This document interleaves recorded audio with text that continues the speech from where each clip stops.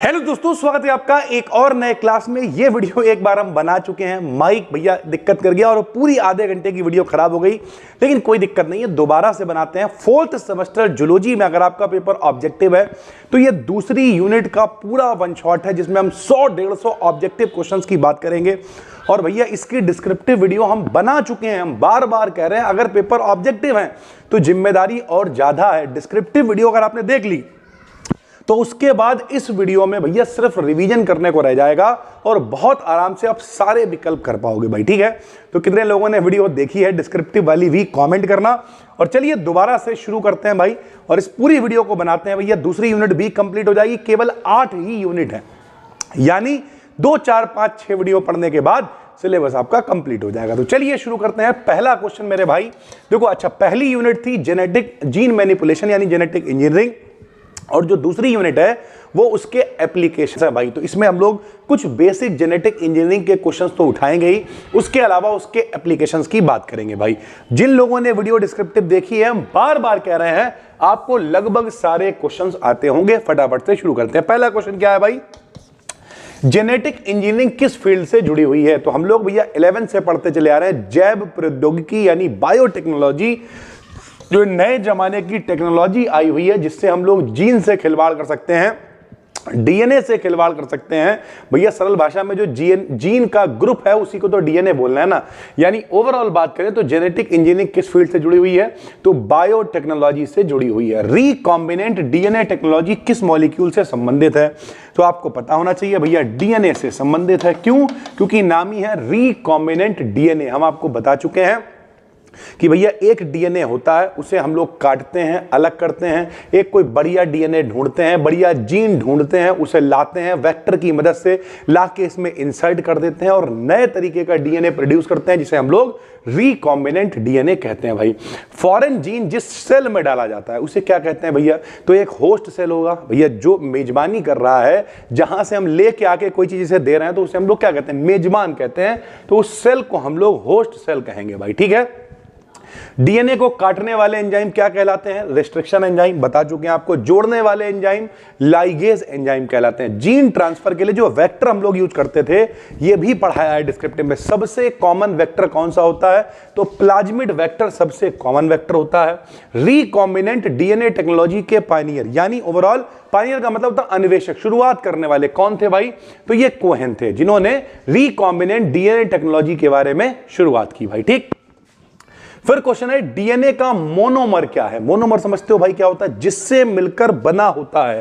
जरा समझो, एक मतलब मोनोमर, बहुत सारे मिल जाएंगे तो उसे पॉलीमर कहेंगे। सबको पता है डीएनए का मतलब deoxy ribo nucleic acid. Ribo nucleic acid यानी न्यूक्लिक एसिड। न्यूक्लिक एसिड में क्या क्या होता है? तो न्यूक्लिक एसिड में मेरे भाई बेस होता है, शुगर होती है, ठीक, और साथ में क्या होता है? फास्फेट ग्रुप होता है। जब ये तीनों चीजें मिलती हैं तो उसे हम लोग न्यूक्लियोटाइड कहते हैं। और जब ऐसे बहुत सारे न्यूक्लियोटाइड मिल जाते हैं तो उन्हें हम लोग पॉलीन्यूक्लियोटाइड कहते हैं भैया। ठीक, तो इस तरीके से डीएनए का जो मोनोमर है वो क्या होता है? न्यूक्लियोटाइड। जब ये मिलते हैं तो पॉलीन्यूक्लियोटाइड बनते हैं जिसे हम लोग डीएनए कहते हैं भाई। ठीक, जीन किसका यूनिट है भैया? 9th क्लास में पढ़ाया जाता है। आनुवंशिकता की इकाई, आनुवंशिकता की सबसे छोटी इकाई कौन है?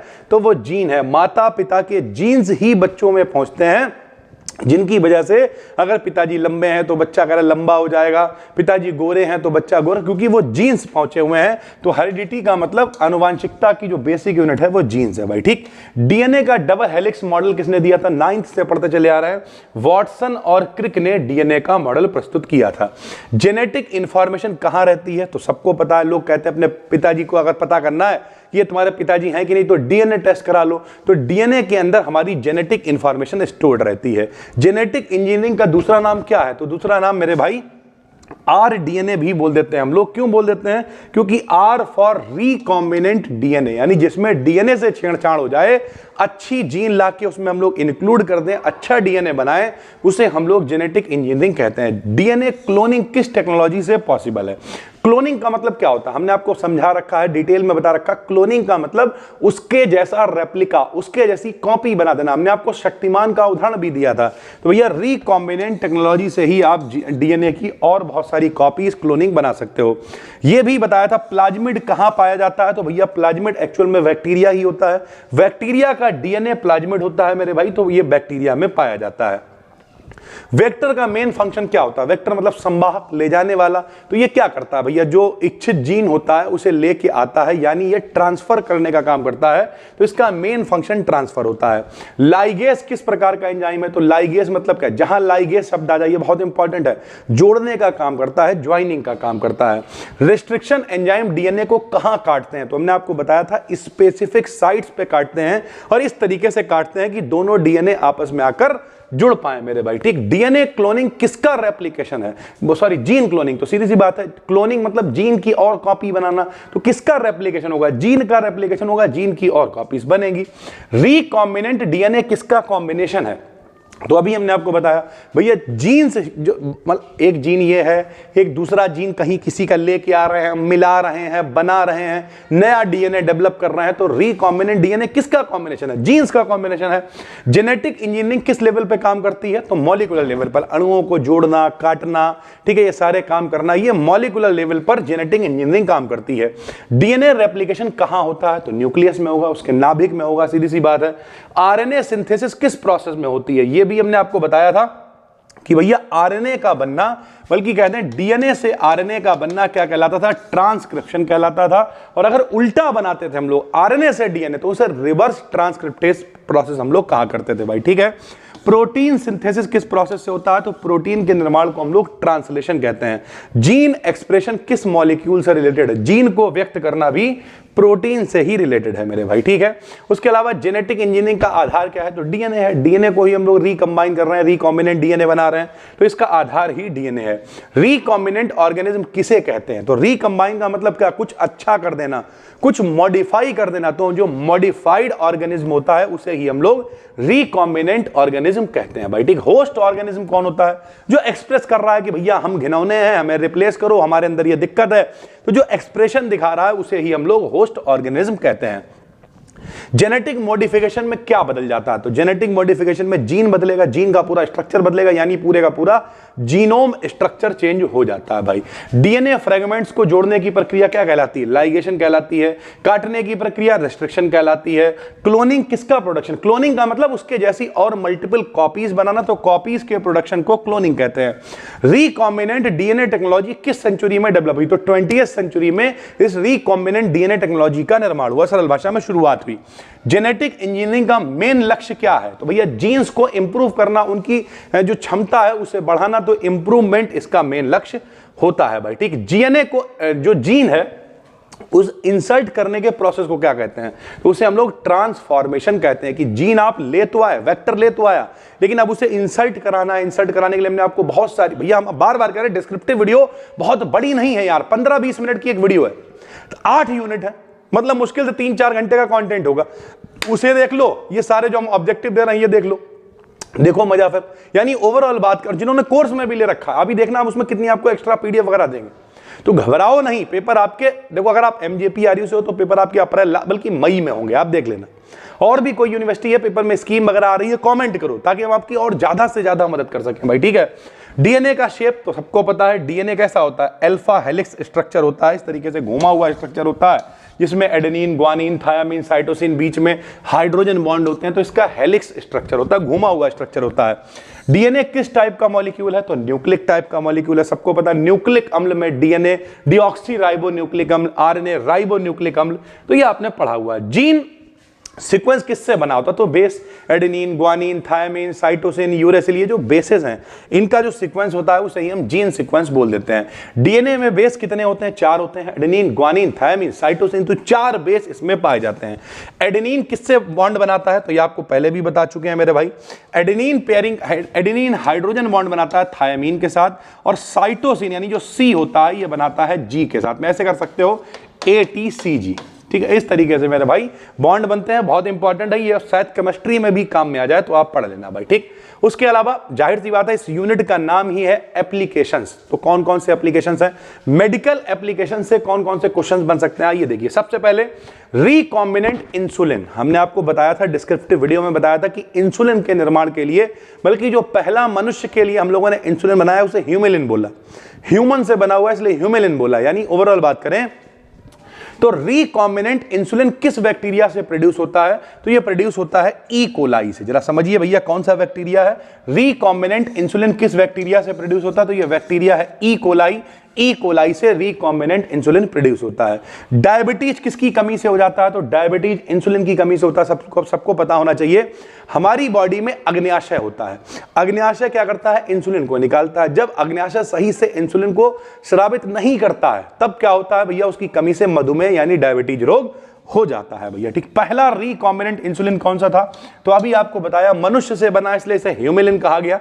वैक्सीन किससे इम्यूनिटी देता है, तो वैक्सीन लगने से होता क्या एक्चुअल में, हमारी बॉडी में एंटीजन प्रोड्यूस हो जाते हैं। और एंटीजन क्या करते हैं, एंटीजन का मतलब क्या, रोगाणुओं से लड़ने की क्षमता आ गई हमारी बॉडी के अंदर। अब क्या होगा, जैसे हम कहते हैं सामने पूरी फौज खड़ी हुई है, उस फौज से मान लिया हमें लड़ना है, तो दो तरीके हैं, एक तो हम मरें, दूसरा तरीका यह है कि हम क्या करें, एक अपनी सेना खड़ी कर दें। और वो सेना क्या करेगी भैया, उधर से आदमी आएगा तो आपस में मरते जूझते रहो, लड़ते रहो, जैसे तैसे करके हम आराम से टांगे फैला कर सोते रहेंगे। तो एंटीजन क्या करते हैं, हमारी बॉडी में रोग प्रतिरोधक क्षमता बना देते हैं और जिस वजह से हम आसानी से चीजों से लड़ पाते हैं भैया, ठीक। हेपेटाइटिस बी वैक्सीन किस टेक्नोलॉजी से बनी है, तो कल भी हमने आपको एग्जाम्पल के साथ में बताया था। जो लोग भी डिस्क्रिप्टिव वीडियोस देख रहे हो भाई, हम बार बार कह रहे हैं, वहां पर हम वही एग्जांपल्स उठा रहे हैं, वही बहुत मतलब हम कह रहे हैं एक समय आएगा जब आपको लगेगा कि सर जी क्या बात करते हैं, वीआईपी नोट्स बना रहे हैं, इतने सिलेक्टेड नोट्स बना रहे हैं। तो जो हेपेटाइटिस बी वाला जो वैक्सीन है वो भी रिकॉम्बिनेंट टेक्नोलॉजी से ही बन रहा है। जीन थेरेपी किस डिजीज से, तो भैया जो जीन से रिलेटेड जितने भी ट्रीटमेंट होंगे, जीन थेरेपी पूरा डिटेल में हमने आपको पढ़ाया हुआ है, तो जीन से रिलेटेड जितने भी ट्रीटमेंट होंगे जेनेटिक वाले वो जीन थेरेपी से करे जाएंगे।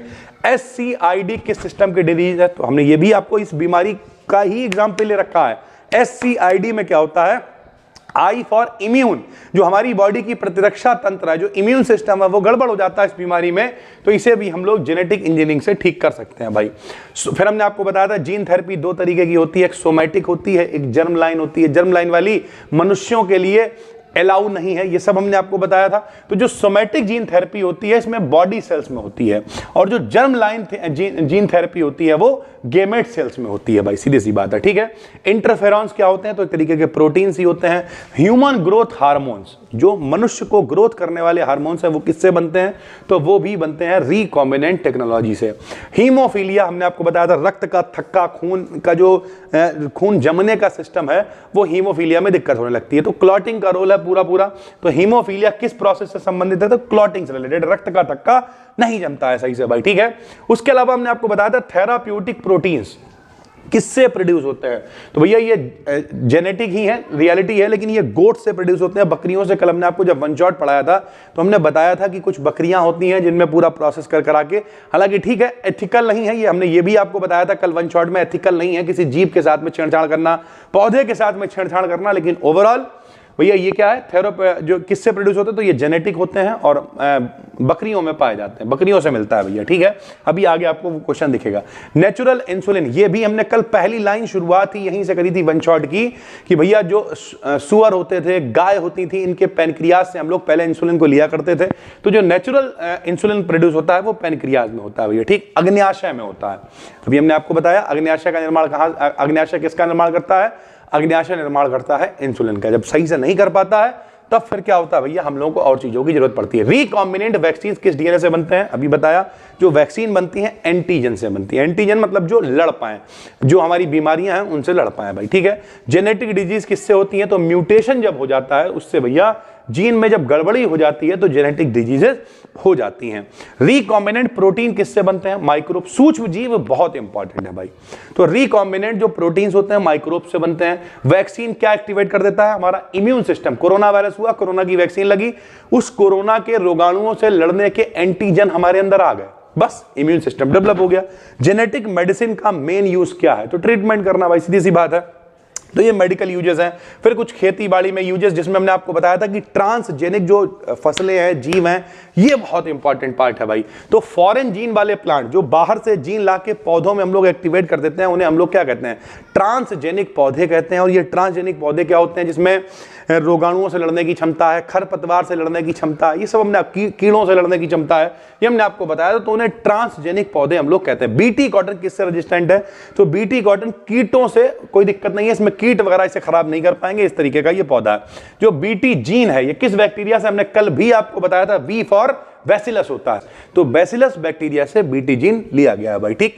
बीटी टॉक्सिन किसे खत्म करेगा? तो बीटी टॉक्सिन भी कीटों को यानी कीड़ों को यानी इंसेक्ट्स को खत्म कर देता है। हर्बिसाइड रेजिस्टेंस, ये भी हमने आपको बताया था। हर्बिसाइड का मतलब होता है खरपतवार, अपने संग में जो आलतू फालतू घास है जो उस फसल को नुकसान पहुंचा रही है, उससे रेजिस्टेंट जो फसल होती है वो क्या करती है? हर्बिसाइड्स को खत्म कर देती है, खरपतवार को खत्म कर देती है। गोल्डन राइस किस विटामिन से भरा हुआ होता है? ये भी हमने आपको बताया था। गोल्डन राइस विटामिन ए, जिसकी कमी से नाइट ब्लाइंडनेस यानी रतौंधी हो जाती है। आपने सुना भी होगा, लोग कहते हैं एक झापड़ मारेंगे रतौंधी आ जाएगी, यानी दिखाई देना बंद हो जाएगा ओवरऑल, ठीक है। तो विटामिन ए गोल्डन राइस में बहुत ज्यादा होता है। गोल्डन राइस में कौन सा पिगमेंट होता है? तो भैया इसमें बीटा कैरोटीन पाया जाता है गोल्डन राइस के अंदर। यह क्वेश्चन भी बहुत इंपॉर्टेंट है। ट्रांसजेनिक क्रॉप्स में जीन कहां इंसर्ट होता है? तो जो ट्रांसजेनिक फसलें होती हैं उनके जीनोम में, हमने आपको पहले ही बताया, पूरे का पूरा जीनोम का स्ट्रक्चर ही चेंज हो जाएगा। तो जो जीन इंसर्ट भी होगा वो भी जीनोम में ही इंसर्ट होगा। जेनेटिक इंजीनियरिंग से क्रॉप यील्ड क्या होती है? हमने बिल्कुल ऐसे ही उसके एडवांटेजेस लिखवाए होंगे कि यील्ड ग्रोथ हो जाती है, यानी जो उपजाऊपन है, जो फसल है उसकी ग्रोथ ज्यादा होती है, बढ़ जाती है, इंक्रीज हो जाती है। पेस्ट रेजिस्टेंस क्रॉप्स, ये भी हमने आपको बताया। पेस्ट फॉर क्या होता है? कीड़े मकोड़े होते हैं। तो इससे क्या होता है? पेस्टिसाइड का यूज कम हो जाएगा, सीधी सी बात है। क्योंकि अगर फसल के अंदर खुद इतनी पावर है कि वो कीटों को खत्म कर सके, तो फिर आपको कीटनाशक का इस्तेमाल, पेस्टिसाइड्स का इस्तेमाल करने की कोई जरूरत नहीं है भाई, ठीक। क्रॉप इंप्रूवमेंट किस टेक्नोलॉजी से? तो यही टेक्नोलॉजी है भैया जिसे हम लोग जेनेटिक टेक्नोलॉजी कह देते हैं, या फिर हम लोग कह देते हैं रिकॉम्बिनेंट टेक्नोलॉजी। इंसेक्ट रेजिस्टेंस किस जीन से मिलता है? तो आपको बता रखा है, जितना भी बीटी टाइप की फसलें होती हैं ये सारे के सारे इंसेक्ट रेजिस्टेंस होती हैं, यानी ये कीट मकोड़ों का इन पर कोई प्रभाव नहीं पड़ता है। हर्बिसाइड टॉलरेंट क्रॉस फार्मिंग को क्या बना देते हैं? तो आसान बना देते हैं भाई, सीधी सी बात है। अगर हमें अलग से कोई छिड़काव नहीं करना पड़ रहा है, खुद ही फसल लड़ पा रही है, खरपतवार से लड़ पा रही है, कीट से लड़ पा रही है, तो इजी हो जाएगा फसल काम करना, सीधी सी बात है। ट्रांसजेनिक क्रॉप्स का मेन बेनिफिट क्या है? जो उपजाऊपन है, जो पैदावार है वो बढ़ जाती है भाई, ठीक। गोल्डन राइस किस प्रॉब्लम को रिड्यूस करता है? तो हमने आपको बताया जो नाइट ब्लाइंडनेस होती है, आंखों से रिलेटेड है, विटामिन ए, उसकी कमी को ये पूरा कर देता है भाई, ठीक। इंडस्ट्रियल एंजाइम किससे प्रोड्यूस होते हैं? तो अभी आपने आपको बताया भैया सबसे ज्यादा इंपॉर्टेंट है सूक्ष्म जीव। आपने 11th क्लास में एक टॉपिक पढ़ा होगा, सूक्ष्म जीवों की भूमिका, बहुत इंपॉर्टेंट है। तो जो माइक्रोब्स होते हैं वो एंजाइम को प्रोड्यूस करने में हेल्प करते हैं। एमाइलेज किस इंडस्ट्री में? तो एमाइलेज जो एंजाइम है वो फूड इंडस्ट्री में इस्तेमाल होता है। प्रोटीएज जो है वो डिटर्जेंट में इस्तेमाल होता है। लाइपेज भी फूड इंडस्ट्री में इस्तेमाल होता है। उसके अलावा पेनिसिलिन हम लोगों ने 9th क्लास में पढ़ा हुआ है, फ्लेमिंग ने इसकी खोज करी थी। फ्लेमिंग क्या होता है? पेनिसिलिन क्या होता है? एक एंटीबायोटिक है, यानी प्रतिजैविक है, जो जीवों से लड़ने की क्षमता हमारे अंदर लेके आएगा भाई, ठीक है। एंटीबायोटिक किसे खत्म कर देंगे? बैक्टीरिया को खत्म कर देंगे। बायोएथेनॉल क्या है? ये भी हमने आपको बताया था। बायोएथेनॉल एक बायोफ्यूल है, और बायोफ्यूल क्या होता है? जो एनवायरमेंट के लिए बहुत अच्छा है, पर्यावरण के लिए अच्छा है, जिसे हम लोग रिन्यू कर सकते हैं भैया, वो बायोफ्यूल है भाई, ठीक। तो बायोडीजल किस प्रकार की एनर्जी है? तो सीधी सी बात है, जिसे रिन्यू करा जा सकता है, रिन्यूएबल एनर्जी है। फर्मेंटेशन किस प्रोसेस में होता है? फर्मेंटेशन क्या है? किण्वन, दूध से दही का बनना, गन्ने के रस से सिरका बनना, शराब बनना, ये सब कैसे हो रहा है? किण्वन से ही तो हो पा रहा है। तो फर्मेंटेशन भी एक प्रोसेस है जो कि इंडस्ट्रियल प्रोसेस है भाई, ठीक। बायोटेक्नोलॉजी इंडस्ट्रीज किस पर डिपेंड करती हैं? माइक्रोब्स पर, सूक्ष्म जीवों पर डिपेंड करती हैं, बहुत इंपॉर्टेंट पार्ट है, ठीक है। पॉल्यूशन रिमूवल प्रोसेस, ये भी हमने आपको डिस्क्रिप्टिव वीडियो जिसने देखी है कमेंट में बताओ, लिखो, बाकी बच्चों को भी हौसला मिले भाई कि अगर डिस्क्रिप्टिव वीडियो देखी है तो ये सारे हमने वहां पर इस्तेमाल किए हुए हैं कि भैया अगर आपको पोल्यूशन से बचना है तो भैया पोल्यूशन को रिमूवल करने का प्रोसेस क्या कहलाता है, बायो रेमेडिएशन बोलते हैं भैया इसे, ठीक है। और ये हमने वहां पर भी आपको बताया हुआ है। ऑयल स्पिल्स क्लीन करने के लिए ये भी हमने एज इट इज एग्जांपल लिया हुआ था कि भैया बैक्टीरिया का इस्तेमाल हम लोग करते हैं। टॉक्सिक केमिकल्स को खत्म करने का प्रोसेस क्या कहलाता है, माइक्रो ऑर्गेनिज्म को ही हम लोग इस्तेमाल करते हैं। जो माइक्रोब्स हैं, जो सूक्ष्म जीव हैं, वो बहुत तरीके से हमारे लिए कारगर है भाई, ठीक। जो बेस्ट ट्रीटमेंट है यानी जो कूड़ा कचरा प्रबंधन है, इस सब के लिए भी बायोटेक्नोलॉजी का इस्तेमाल करते हैं, ठीक है। जो जितने अब देखो यहां पर एक क्वेश्चन पूछा हुआ है, पॉल्यूएंट्स जो ब्रेक डाउन है यानी जो पोल्यूशन करने वाले जो भी एलिमेंट्स हैं उन्हें खत्म करना, डिग्रेड करना, देखो शब्द आ गया ऑटोमेटिक, तो उसे डिग्रेडेशन कह देते हैं, नष्ट कर देना, ब्रेक डाउन कर देना, खत्म कर देना। एनवायरमेंटल क्लीनिंग प्रोसेस क्या है, तो भैया बायो रेमेडिएशन बोलते हैं इस प्रोसेस को। आप क्लीन करिए चीजों को। वेस्ट मैनेजमेंट का एम क्या है, तो ट्रीटमेंट, यानी जो कचरा प्रबंधन है उसे हम प्रबंधन करके बाकी जो बीमारियां हैं उन पर फर्क पड़ सकता है, ट्रीटमेंट हम लोग कर सकते हैं। इंडस्ट्रियल वेस्ट ट्रीटमेंट में क्या यूज होता है, तो माइक्रोब सूक्ष्म जीवों का इस्तेमाल किया जाता है। पोल्यूशन रिडक्शन में जो प्रोसेस है, जेनेटिक इंजीनियरिंग क्या करती है, तो क्लीनिंग करने में मदद करती है। एनवायरमेंटल प्रोटेक्शन का टूल क्या है, तो बायोटेक्नोलॉजी एनवायरमेंट प्रोटेक्शन के लिए अपने काम में आती है।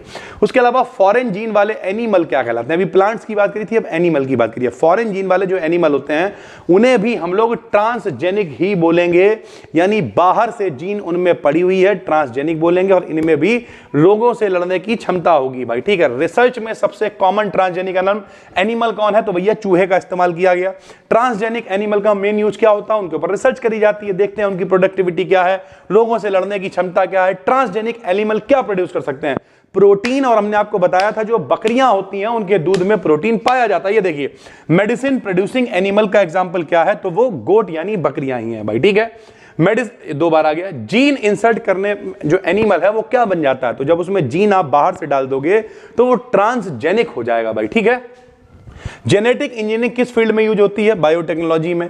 रिकॉम्बिनेंट डीएनए टेक्नोलॉजी किस लेवल पर, तो मॉलिक्यूलर लेवल पे काम करती है, बता चुके हैं। जीन ट्रांसफर किस मॉलिक्यूल से रिलेटेड है, तो डीएनए से रिलेटेड है, डीएनए को काटेंगे जोड़ेंगे, यानी जो जीन ट्रांसफर है वो डीएनए से ही कनेक्टेड है। जेनेटिक इंजीनियरिंग का फ्यूचर क्या माना जाता है, तो हमने जहां पर वन शॉट खत्म किया था डिस्क्रिप्टिव वाला, वहां पे बताया था कि भैया ये रेवोल्यूशन है। आने वाले समय में अगर आपको पता चल जाए कि किस जीन की गड़बड़ी की वजह से बीमारी हुई है, तो फिर कोई दिक्कत ही नहीं रहेगी यार, उस जीन को रिप्लेस कर देंगे, ठीक कर देंगे, मैनिपुलेट कर देंगे और उस बीमारी को चुटकियों में खत्म कर सकते हैं। यानी एक फ्यूचर में रेवोल्यूशन है, और ये पूरा डिस्क्रिप्टिव भी हमने बना दिया है, ऑब्जेक्टिव भी बना दिया है, ठीक है। दोबारा से बनाना पड़ा, एक बार माइक नहीं चल रहा था, बीच में लाइट भी गई, ड्रामा भी हुआ, लेकिन एक बार भैया जो कह दिया वो कह दिया। मार्च के अंदर हम लोगों को 2nd, 4th, 6th सारा कोर्स खत्म करना है।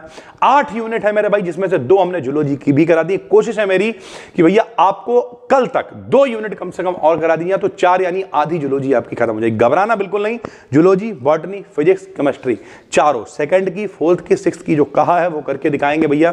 टेलीग्राम पर फ्री में चैनल है, डिस्क्रिप्शन में लिंक है, क्लिक करके ज्वाइन कर लेना। ये पीडीएफ वहां पर आपको मिल जाएगी, चाहो तो कोर्स में एनरोल कर लेना, वहां पर भी मॉडल वगैरह की पीडीएफ वगैरह कुछ भी आपको खरीदने की जरूरत नहीं है, वहां पे अपलोड कराएंगे। यहां पे सब कुछ ऐसे खुलेआम नहीं दे सकते क्योंकि कॉपीराइटेड बहुत सारी चीजें होती है भाई, ठीक है। तो चाहना तो डिस्क्रिप्शन में लिंक है, उससे भी ज्वाइन कर सकते हो। मिलते हैं अगली वीडियो में, तब तक के लिए धन्यवाद, थैंक यू।